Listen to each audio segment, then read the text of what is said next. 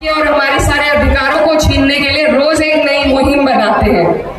इन लोगों को हमें चुनाव के और वोट के माध्यम से ही हम अपना जवाब दे सकते हैं। तो ये चुनाव आपके लिए बहुत जरूरी है, अपने नमाज की तरह आपके लिए जरूरी होना चाहिए, क्योंकि ये हमारे आने वाली नस्लों के मुस्तकबिल का सवाल है। अगर आज हमने कोई कदम नहीं उठाया तो ये सब बर्बाद कर देंगे। और दो चीज अहम है, एक प्रत्याशी आपका अच्छा होना चाहिए और दूसरा प्रत्याशी जो है वो मुख्य धारा से जुड़ा होना चाहिए। मैं आपको यकीन दिलाना चाहती हूँ अपनी पार्टी की तरफ से कि अगर आप यहाँ से समाजवादी पार्टी के प्रत्याशी रियाज भाई को जिताकर भेजेंगे तो हम यहाँ पर महाविकास अघाड़ी का समर्थन कर सरकार बनाने का काम करेंगे। और जो हमारे भाई हमारे बीच में आते हैं चुनाव लड़ने के लिए, आप समझ रहे हैं मेरा इशारा किसकी तरफ है? वो किसी का समर्थन नहीं करते, वो अपना एक सदस्य लेकर अलग बैठ जाते हैं। आज जो मुसीबत आप पर और हम पर पूरे मुल्क में चल रही है, उसके लिए जरूरी है कि हम अमन पसंद लोगों को एक साथ जोड़कर सरकारें बनाएं। हम सरकार से दूर रहेंगे, भाजपा की सरकार बनेगी तो इसी तरह आप पे और हम पे अत्याचार चलता रहेगा। तो जो लोग सरकार बना सकते हैं, जो जीत सकते हैं चुनाव, जो बेहतर प्रत्याशी है, वो हमारे भाई यहाँ पर रियाज भाई हैं। तो मैं आपसे अपील करने आई हूँ। यहाँ मुझे ये भी मालूम पड़ा कि बड़ी तादाद में यहाँ पर लोग उत्तर प्रदेश से ताल्लुक रखते हैं, जड़ें जिनकी उत्तर प्रदेश में है। मैं भी आपके उत्तर प्रदेश से आई हूँ और आपकी बहन हूँ, बेटी हूँ, और आपसे गुजारिश करने आई हूँ, अपनी माए बहनों से खास तौर पर गुजारिश करने आई हूँ कि आप लोग यहाँ पर हमारी पार्टी जो इतने वर्षों से यहाँ मेहनत कर रही है, हमारे जो लीडर हैं अबू आसिम आजमी साहब, वो किस तरीके से सबकी लड़ाई लड़ने का काम करते हैं। जब किसी को जरूरत पड़ती है, कोई भी मजलूम हो, उस पर जब मुसीबत आती है, सबसे पहले अबू आसिम साहब उसकी लड़ाई को ईमानदारी से लड़ने का काम करते हैं। उन्होंने अपने दम पर यहाँ पार्टी को खड़ा किया है और अपने दम से वो यहाँ पर प्रत्याशियों को भी अपना दम देकर लड़ा रहे हैं।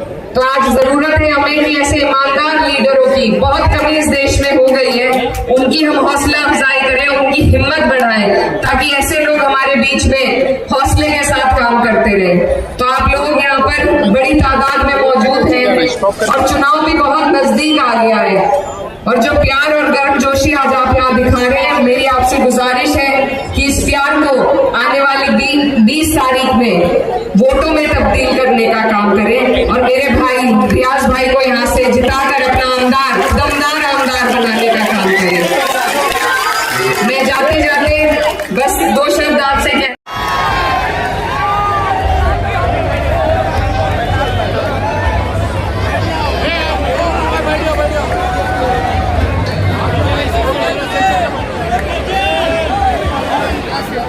इस सभा में यहाँ पर मौजूद हमारे बीच में आपके हमारे होने वाले आमदार इंशाअल्लाह रियाज शेख साहब हमारे बीच में उत्तर प्रदेश से मेरे साथ आए।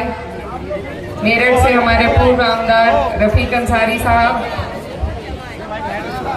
फारूक साहब, अनीस भाई, अब्दुल्ला भाई, उमेर जलाल साहब, शाहनवाज भाई,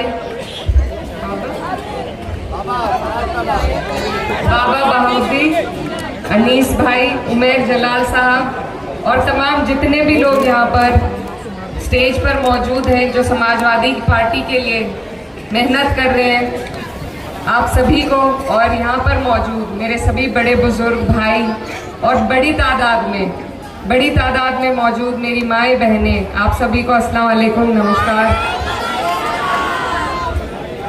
आज मुझे बहुत खुशी हुई ये देखकर कि पहली बार मैंने ये देखा है कि किसी राजनीतिक सभा में महिलाएं इतनी बड़ी तादाद में मौजूद हैं। इसके लिए मैं रियाज भाई को और आप सभी को बधाई देती हूँ, क्योंकि जब तक महिलाएं अपने हक के लिए खुद आगे नहीं आएंगी, खुद अपने सही गलत का फैसला नहीं करेंगी, खुद अपनी लड़ाई लड़ने के लिए खड़ी नहीं होंगी, तो हमारे अधिकार हमें कोई नहीं देगा। तो आपका मैं दिल से शुक्रिया अदा करती हूँ और ये चाहती हूँ कि इसी तरह आप अपनी हिस्सेदारी मांगे इसी तरह आप अपनी साझेदारी दिखाएं। आपका बहुत बहुत शुक्रिया। आज जिस मकसद के लिए हम आपके बीच आए हैं, आप बहुत अच्छी तरीके से जानते हैं। आपके यहाँ महाराष्ट्र में चुनाव चल रहा है और ये चुनाव बहुत ज़रूरी है, और ज़रूरी इसलिए है कि पूरे देश की नज़र आपके चुनाव पर है। देश की राजनीति पर इसका बड़ा असर पड़ने वाला है। हरियाणा के चुनाव का जिस तरीके से एक मायूसी का असर पूरे देश पर डाला है, तो आप समझ सकते हैं कि आपका चुनाव भी बहुत असरदार पूरे मुल्क के लिए रहने वाला है। आप लोगों ने लोकसभा के चुनाव में यहाँ से जो बड़ी जीत इंडिया गठबंधन को दी है और जो बड़ी जीत उत्तर प्रदेश में इंडिया गठबंधन को मिली है, इन दोनों सूबों ने भाजपा जो 400 पार का वादा करती थी, उसके वादे को खोखला साबित करने का काम किया है। और इसमें सबसे बड़ा योगदान अगर किसी शख्स का है तो वह हमारे पार्टी के राष्ट्रीय अध्यक्ष माननीय अखिलेश यादव जी का है, जिन्होंने अकेले 37 MP भेजकर आज वो काम कर दिखाया है कि भाजपा अपना मन, अपनी मन मर्जी जैसे चलाया करती थी अब से पहले, अब वो नहीं चला पाती। तो ऐसे लोग, हमसे बहुत लोग सवाल करते हैं कि आप यहाँ क्यों लड़ने आ रहे हैं, आपका क्या अधिकार है। जिन्होंने सबसे ज्यादा जब मुल्क को जरूरत थी ऐसा काम करने का काम किया कि भाजपा को रोकने का दम दिखाया, क्या उनका अधिकार नहीं है आपके बीच में आए और वोट की अपील करें? अगर हमारा नहीं अधिकार है तो मैं नहीं मानती किसी और का भी अधिकार है। तो हम उस अधिकार की वजह से आपके बीच में आए हैं, क्योंकि हमें उम्मीद है कि समाजवादी पार्टी यहाँ पर भी ये जो बेईमानी से बनी हुई सरकार है, इसको बदलने में योगदान देगी आप लोगों की मदद से। अभी जब हम आ रहे थे, हमने यहाँ एक रोड शो भी किया, लेकिन रोड नहीं हमें मिली। हम गड्ढों में से निकल के आ गए, रोड नहीं मिली हमें। तो ये आपका जो भिवंडी है, यहाँ पर जो विकास होना चाहिए, जिस तरीके से सड़कें होनी चाहिए, जो अभी रियाज भाई यहाँ पर हाल बता रहे थे कि पानी की भी व्यवस्था नहीं है, स्वास्थ्य की, शिक्षा की कोई व्यवस्था नहीं है, तो ऐसी ही चीजों पर हमारा चुनाव होना चाहिए। इन्हीं मुद्दों पर आपकी लड़ाई होनी चाहिए। और बिल्कुल सही बात इन्होंने कही कि कुछ लोग सिर्फ चुनाव के वक्त निकल कर आते हैं और हमसे हमारे मजहब के नाम पर वोट की अपील करते हैं, लेकिन आपको ये देखना है कि आपके बीच में पूरे के पूरे 5 साल कौन काम कर रहा है, कौन आपकी लड़ाई लड़ने का काम कर रहा है, आपकी आवाज उठाने का काम कर रहा है। और मैं समझती हूँ कि रियाज भाई जो हमारे प्रत्याशी यहाँ से हैं, लगातार आपके बीच में रहकर आपकी आवाज उठाने का, आपके लिए लड़ने का काम कर रहे हैं। तो अपने बीच का प्रत्याशी हो जो अपने सुख दुख में शामिल हो, जिसको मालूम हो कि हमारे इलाके की क्या समस्याएं हैं।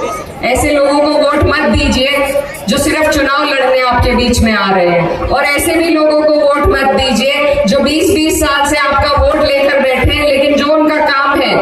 आज मैं बाहर से आई हूँ, उत्तर प्रदेश महाराष्ट्र से बहुत पीछे माना जाता है, लेकिन ऐसी सड़कें हमारे यहाँ भी नहीं है, हमारे यहाँ भी हाईवे निकल गए हैं अब। तो आप लोग, महाराष्ट्र इस देश का आर्थिक कैपिटल माना जाता है, और यहाँ पर अगर ये हाल है तो इसको बदलने की जिम्मेदारी अब आपको और हमें संजीदगी के साथ लेनी पड़ेगी। तो ये बहुत अहम चुनाव है।